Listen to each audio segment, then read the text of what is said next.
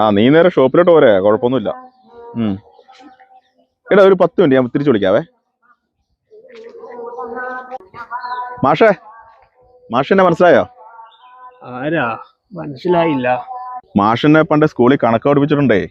പണ്ട് പൈതകോറസ് പറഞ്ഞിട്ടേ എന്നെ ക്ലാസ്സിൽ നിന്ന് പുറത്താക്കിയതാ. മാഷിന്റെ ചോറിന്റെ അടി എന്തോരം കിട്ടിയിട്ടുള്ളതെന്ന് അറിയാവോ?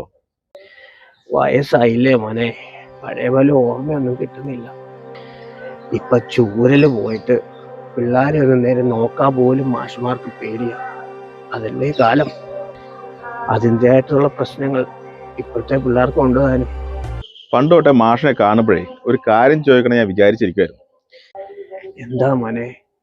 ഈ സൈൻ തീറ്റയും കോസ് തീറ്റയും ഒക്കെ പഠിച്ചിട്ടേ നമ്മുടെ ജീവിതത്തിൽ എന്ത് ഗുണം ഉണ്ടായത്? മാഷൊന്ന് പറഞ്ഞുതരാമോ? എനിക്കൊരു doubt ഉള്ളതുകൊണ്ടാ. ഉത്തരവില്ലാത്ത ചോദ്യമായിട്ട് വന്നേക്കുക കള്ളച്ചെറുക്കൻ.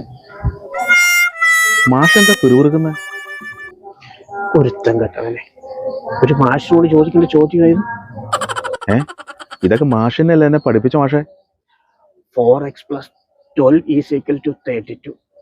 Find the value of X. ഇതിന്ന് ഹോംവർക്ക് ആയിട്ട് ചെയ്തിട്ട് നാളെ എന്നെ കൊണ്ട് നീ കാണിക്കണം.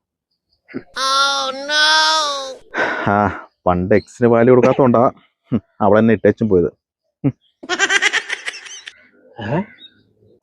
ആ അതൊക്കെ പോട്ടെ മാഷേ. മാഷിന്റെ മക്കൾക്ക് ഇപ്പൊ എവിടെയാ? അവിടെ മാത്രം എന്റെ കണക്കൂടിലെല്ലാം പഴിച്ചു മോനെ.